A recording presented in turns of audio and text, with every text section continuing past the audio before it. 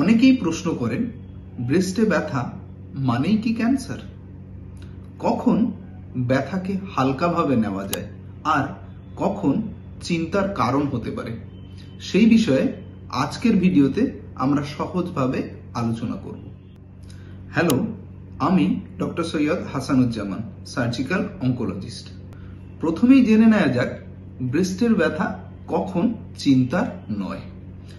সাধারণত মাসিকের আগে বা পরে হরমোনের পরিবর্তনে যে ব্যথা হয়, সাইক্লিক্যাল ন্যাস্টালজিয়া, এই ব্যথা দুদিকের ব্রেস্টেই অনুভূত হয়। মাসিকের পরে এই ব্যথা ধীরে ধীরে কমে যায়। এই ব্যথার সাথে ব্রেস্টে কোনো লাম্প, সোয়েলিং বা গাঁট অনুভূত হয় না। এই ব্যথার সঙ্গে নেপল বা ব্রেস্টের স্কিনের কোনো চেঞ্জেস থাকে না। এই ব্যথা কিন্তু ভয়ের নয়। জীবনযাত্রা বদলালেই সাধারণত এই ব্যথা ধীরে ধীরে কমে যায়। এবার আসুন আমরা জেনে নিই ব্রেস্টের ব্যথা কখন চিন্তার। নাম্বার 1, এক পাশে ব্যথা মানে ইউনিল্যাটারাল ব্রেস্ট পেন। ব্রেস্টের একটা নির্দিষ্ট জায়গায় ব্যথা এবং যে ব্যথা সাধারণত সহ্যের সীমার বাইরে। সেকেন্ড পয়েন্ট হলো গাঁট বা সোয়েলিং বা লাম্প এর সঙ্গে ব্যথা। ব্রেস্টে একটা নতুন লাম্প অনুভব করলে আগে যে লাম্প ছিল না। তৃতীয় পয়েন্টটি হলো নিপল ডিসচার্জ। নিপল থেকে একটা রক্ত মিশ্রিত স্রাব।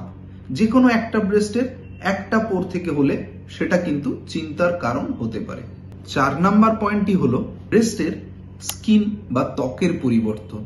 মনে হলো ব্রেস্টের স্কিনের কোনো একটা জায়গা টেনে ধরে আছে, বা ওভারলাইং স্কিনটা লালচে হয়ে গেছে, বা ওভারলাইং স্কিনটা কমলা লেবুর খোসার মতো পরিবর্তন হয়ে গেছে, যে পরিবর্তন নতুন লক্ষ্য করেছেন। ফিফথ পয়েন্টটি হলো নিপল এবং অ্যারিওলার আকার আকৃতিগত চেঞ্জেস। নিপলটা নর্মাল ছিল, রিসেন্টলি ওটা ভিতরের দিকে ঢুকে যাচ্ছে। নিপলটা মনে হচ্ছে যেন নষ্ট হয়ে যাচ্ছে। নিপল বা অ্যারিওলা রিপ্লেস হয়ে গেছে মাছের আঁশের মতো একটা স্কেলি র্যাশ দিয়ে। এখন এই 5টি লক্ষণের কোনো একটি থাকলে দেরি না করে বিশেষজ্ঞ ডাক্তারবাবুর পরামর্শ করা উচিত। তাহলে মনে রাখবেন, সব স্তনের ব্যথাই কিন্তু চিন্তার নয়।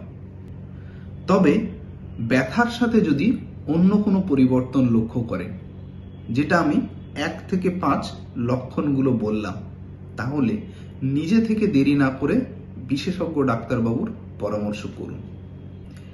নিজের শরীরকে ভালোবাসুন, সচেতন থাকুন, প্রতি মাসে একবার ব্রেস্ট সেলফ এক্সামিনেশন করুন। ভিডিওটি ভালো লাগলে লাইক, শেয়ার, কমেন্ট এবং সাবস্ক্রাইব করতে কিন্তু ভুলবেন না। দেখা হচ্ছে পরবর্তী পর্বে। ধন্যবাদ।